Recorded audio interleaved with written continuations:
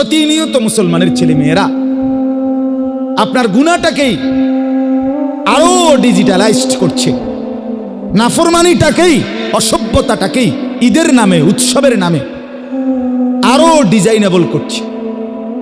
আগে রাস্তার মোড়ে মোড়ে ডেক্সেট বাজাইতো, এখন ডাইরেক্ট পিকআপ ভাড়া কইরা এর উপরে ডেক্সেট লইয়া এরপরে 18-20টা 30টা ছেলে একসাথে এটার ভিতরে লাফায়। এটা কি চান্দিনা থেকে ক্যান্টনমেন্টে চান্দিনা, কথার কথায় গাড়িটা যাইতেছে আইতেছে যাইতেছে আইতেছে পিকআপ, আর হেতে লাফাইতে আছে এটার তালে, ডেক্সেটে ফুল সাউন্ডে গান বাজতেছে, হেতে না লাফাইতে আছে। আগে কোরবানির ঈদে পিকআপ দিয়া গরু টানে, আর রোজার ঈদে মানুষ নামের বলদ টানে। কথা বুঝেন? এই পিকআপ দিয়া কোরবানির ঈদে বলদ টানবে, আর রোজার ঈদে এই বলদ রে টানে। আজ থেকে 1 বছর আগে, মানে গত বছরের আগের বছর, বসির কোন বছরে? গত বছর আগের বছর, এই সফওয়ানের যে আমি কইছি না, গত বছরের আগের বছর, হ্যাঁ গত বছরের আগের বছর আমি এরকম রোজার ঈদের নামাজ পড়াইয়া আসতেছিলাম আমার গাড়িতে করে বাসার দিকে। তা আমার সাথে আমার ছোট ছেলে, আমার দোনো ছেলেই ছিল গাড়ি, আমার সাথে নামাজ পড়ছে। তা আমার ছোট ছেলে সফওয়ান, তার তখন 6 বছরের মতো হবে বয়স।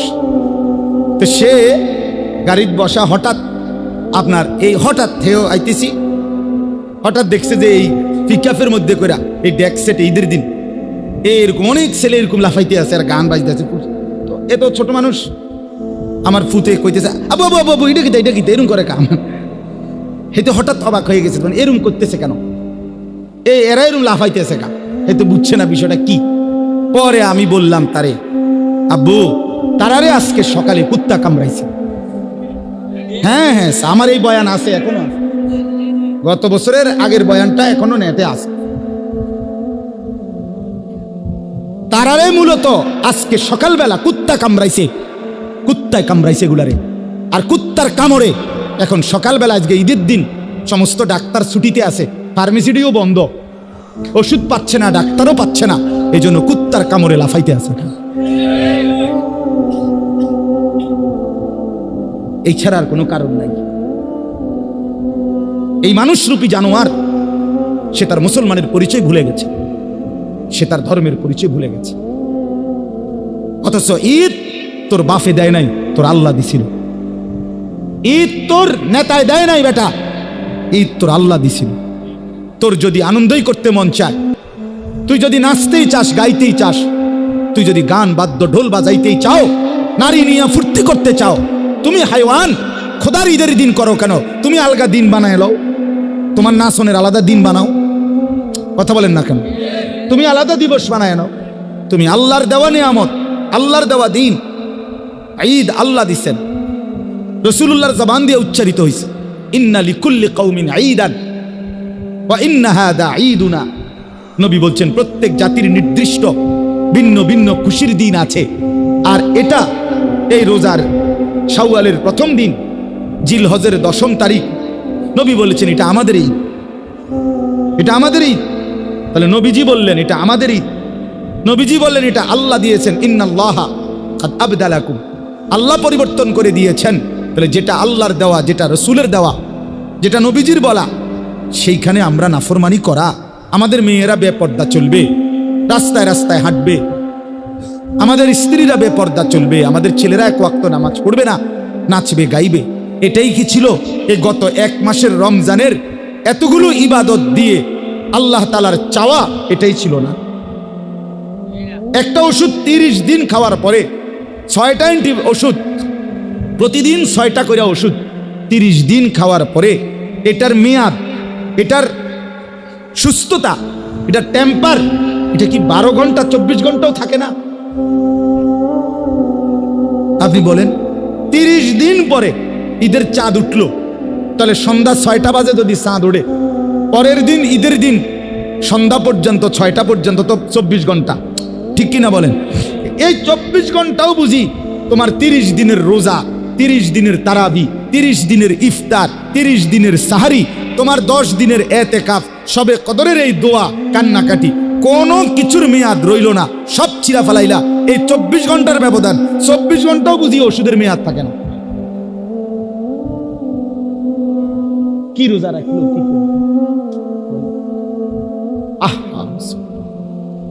কেমনে বসে গেলেন টেলিভিশনের সামনে? ওই চাচারা কেমনে আবার শুরু করে দিলেন বিড়ি সিগারেট, কেমনে আবার শুরু করে দিলেন গালিগালাজ, কেমনে আবার শুরু করে দিলেন টেলিভিশনে নর্তকীর নাচ গান দেখ। আহা চাচা, আর কতগুলো রমজান দিলে আপনি বদলাবেন? আর কতটা সবে কদর দিলে আপনি বদলাবেন? বলেন। এইটাই আমার ওয়াজ, এটাই আমার বক্তব্য। এই যে কয়জন যুবক ছেলে আছো, তোমাদেরকে বলি ভাইয়া, বলো আমার ভাই, ইনসাফের সাথে বলো মিয়া, যদি বিবেক থাকে, যদি মুসলমান মায়ের ঘরে জন্ম নিয়ে থাকো, তো বলো মিয়া, এই অসভ্যতার শেষ কথা, এই নাচ গান আর নর্তকী জিনা বেবিচারের দৃশ্য দেখা, আর আমাদের এই মা মেয়েদের বেপর্দা চলার শেষ কথা। শেষ আসবে হয় আখিরাতে, নয়তো দুনিয়াতেই, যেদিন আল্লাহর গজব আসবে, যেদিন বেঈমান কর্তৃক নির্যাতিত হবে, যেদিন কাফের কর্তৃক জুলুমের শিকার হবে, সেদিন চোখের পানিতে জমিন ভাসবে। হ্যাঁ, রঙের গুড্ডি উড়াইতেছে সবাই, বাবার কষ্টের টাকা, অভিভাবকের কষ্টের উপার্জন, এইভাবে বাজি ফুটাইয়া, গান বাজায়া, ডেক্সেট বাজায়া সবকিছু করে শেষ করে দিতেছে। এই জন্য আমি বললাম লাআল্লাকুম তাত্তাকুন, আল্লাহ তাআলার প্রথম চাওয়া ছিল মাহে রমজান থেকে যে আমি তোমাদেরকে মুত্তাকি বানাবো, তাকওয়ার গুণ অর্জন হবে। আর তাকওয়া মানে অন্তরের ভিতরে মালাকা, যোগ্যতা আসা। যেই যোগ্যতা আসলে গুনাহ ছেড়ে দিতে সহজ হয়, নেকামল করতে সহজ হয়, এইটাই আশাটা, এটা ছিল টার্গেট। এখন এটা যদি আমাদের অর্জিত না হয়, আমি যদি সেই আগের মতোই গুনায় অভ্যস্ত থাকি, কয়জনের সিদ্ধান্ত নিছেন যে আর মিথ্যা বলবেন না? কয়জনের সিদ্ধান্ত নিতে পারছেন বলেন যে আমি আর হারাম, সুদের লেনদেন, অবৈধ উপার্জন আর করব না? কয়জন নিজের স্ত্রী সন্তানের চরিত্র, পর্দা, এটার খবর নিলেন, সিদ্ধান্ত নিলেন, তাদের পরিবর্তন করাইলেন, করলেন, বা তারা হলো? এটা দেখেন, তাইলে না বুঝবেন রমজানের মাকসাদ অর্জিত হয়েছে কিনা। নাহলে শুধু উপাস রাখা, শুধু স্ত্রী থেকে আপনাকে বিচ্ছেদ করা, এটা মাকসাদ ছিল না। কোন ব্যক্তিকে তার স্ত্রী থেকে 1 মাস দূরে রাখা আল্লাহ তাআলার এটাই তো মূল ইচ্ছা রমজান দ্বারা, না? কোন ব্যক্তিকে খাদ্য পানীয় থেকে বিরত রাখা শুধু এটাই মূল উদ্দেশ্য আল্লাহর, না?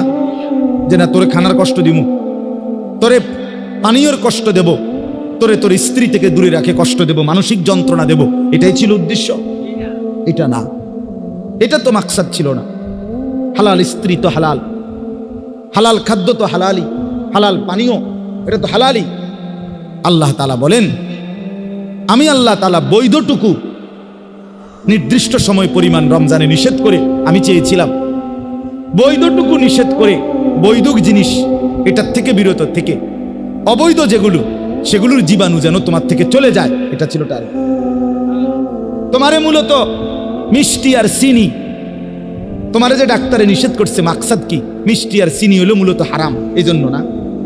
না না না, এটা তো বৈধ খাওয়া, কিন্তু আপনার শরীরে যে ডায়াবেটিসের জীবাণু আছে, আপনার শরীরে যে রোগের জীবাণু আছে, ওইটার থেকে আপনাকে সরানোর জন্য, বাঁচানোর জন্য বৈধ মিষ্টি, বৈধ চিনি এটা আপনারে নিষেধ করছে, যেন আপনার থেকে ওই রোগের জীবাণু কি করা যায়, সরানো। আপনারে গরুর গোশত খাইতে, আপনারে চিংড়ি মাছ খাইতে, পুঁই শাক খাইতে নিষেধ করছে, আপনার শরীরে চুলকানি বেশি, অ্যালার্জি বেশি, এই জন্য তাহলে অ্যালার্জির জীবাণু, চুলকানি, এটা আপনার থেকে সরানোর জন্য এগুলো হালাল। গরুর গোশত খাওয়া হালাল না হারাম? চিংড়ি মাছ হালাল না হারাম? পুঁই শাক হালাল না হারাম? তো এটা তো হালাল ছিল, হালালটা নিষেধ করে দিছে ডাক্তার। মূল উদ্দেশ্য কি? এগুলোর থেকে আপনাকে বাঁচানো, ফিরানো? না না, মূল উদ্দেশ্য হলো আপনার থেকে রোগের জীবাণু সরানো। তো মূল আল্লাহ তাআলা তো রমজান দ্বারা চেয়েছিলেন, এটা উদ্দেশ্য তো ছিল বান্দা খাদ্য পানীয়, স্ত্রী, এটা তো হালাল ছিল, আমি সেটাই নিষেধ করছি যেন সুদের হারাম, ঘুষের হারাম, জিনার হারাম, বেবিচারের হারাম, গালিগালাজের হারাম, চুরি ডাকাতির হারাম, মদ জুয়া নেশার হারাম এগুলো যেন তোমার থেকে সরে, অবৈধ উপার্জনের হারাম, বেপর্দা জিন্দিগির হারাম, নাচ গান আর আল্লাহর নাফরমানির যেই হারাম, ওই জীবাণুগুলো যেন তোমার থেকে সরে যায়, এই জন্য চেয়েছিলাম। কিন্তু হলো কই? হলোটা কোথায় বাপ? নতুন করে আবার যারা গুনাহ শুরু করে দিয়েছেন পূর্ণোদ্যমে, তা আপনাদের তাকওয়া কোথায়? আপনাদের ফায়দা কোথায়? উপকার কোথায়? এটাই আমার কথা। এটা ভাইবা দেখেন। আপনারা যদি কেউ গুরুত্ব নাও দেন, আমার বাপ, জিন্দিগি শেষ হয়েই যাবে। হ্যাঁ, তামসার জিন্দিগিও শেষ হয়, আবার মেহনতের জিন্দিগিও শেষ হয়। যে ঘুমায় থাকে তার জন্য, যে দুপুরে ঘুমাইছে তার জন্য নির্দিষ্ট সময় পরে বিকাল হয়ে যায়। যে পরিশ্রম করতেছে তার জন্য নির্দিষ্ট সময়ই বিকাল হয়ে যায়। প্রতিটা রাত ভোর হয়ে যায়। তাহাজ্জুদের মুসল্লায় যে রাত কাটায় তারও ভোর হয়, মদের আড্ডায় যে রাত কাটায় তারও ভোর হয়।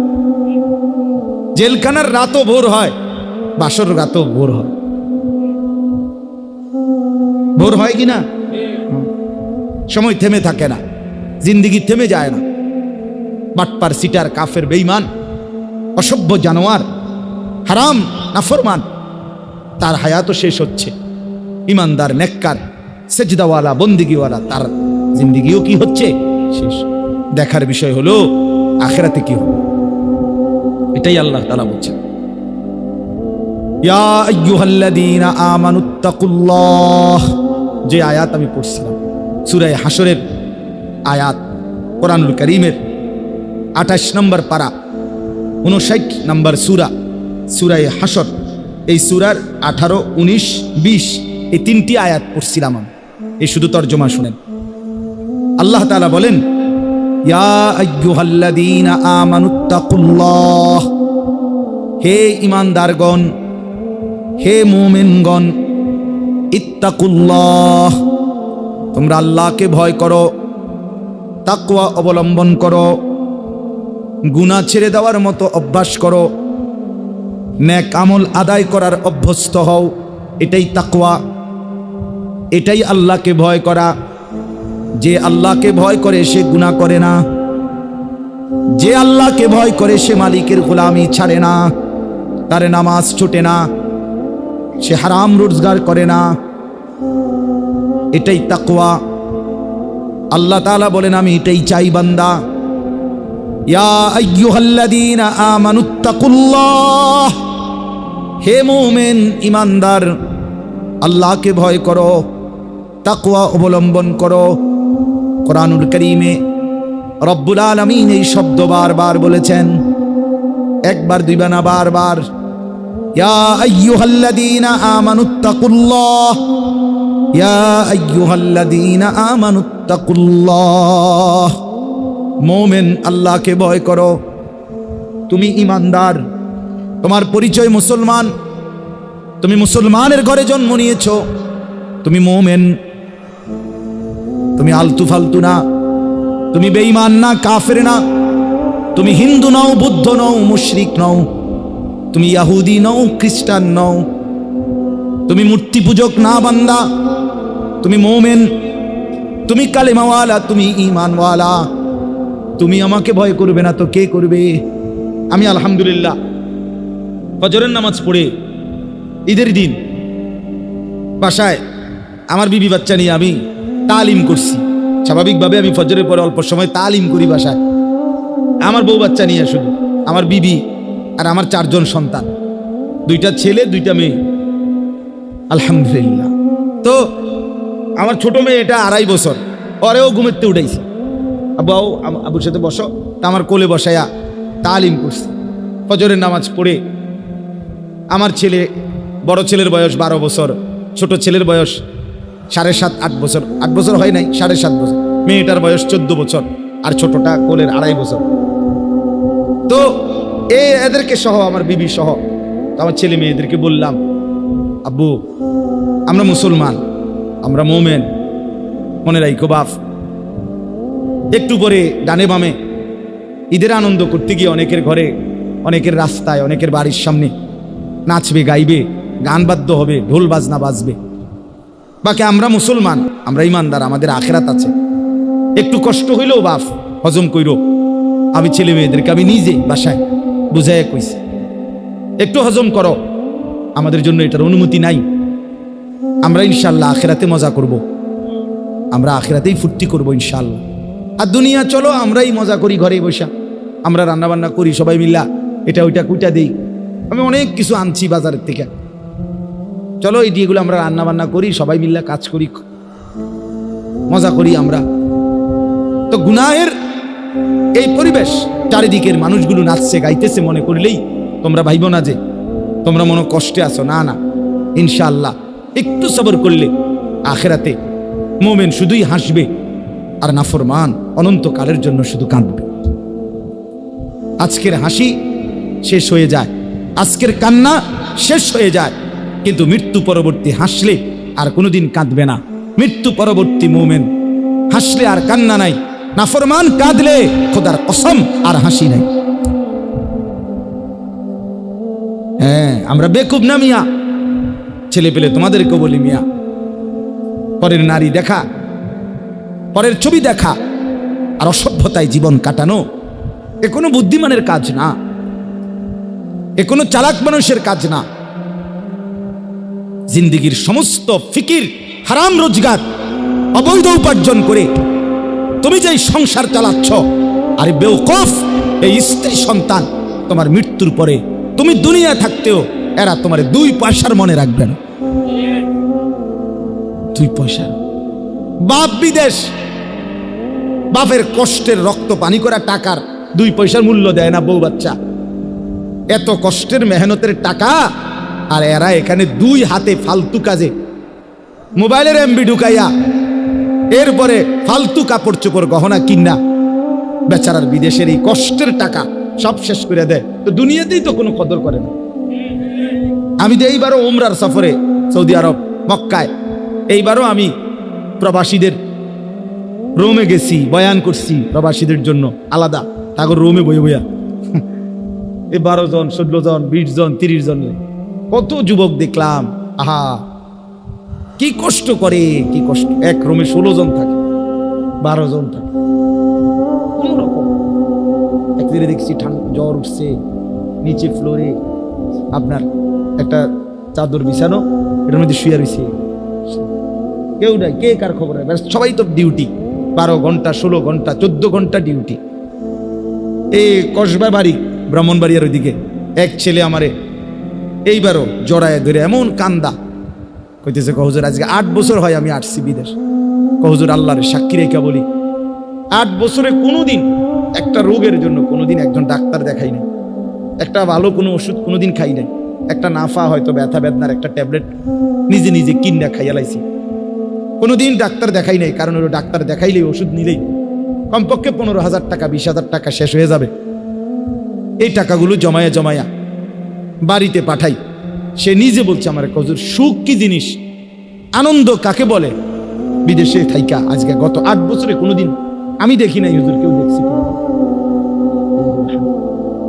সুখের কোন, এই কষ্টের টাকা। আমার ব্যথাটা কোথায়, অস্থিরতাটা, সেই টাকা এই মহিলাটা কিভাবে উড়াইয়া ফেলতেছে। সেই কষ্টের টাকাটা এই জানোয়ার ছেলে ঘন্টার পর ঘন্টা মোবাইলে উলঙ্গ ছবি দেখে তার বাবার এই রক্ত পানি করা টাকাটা শেষ করে। আহা, কি করলি, ঠিক করলি বাপ, কামটা করলি কি?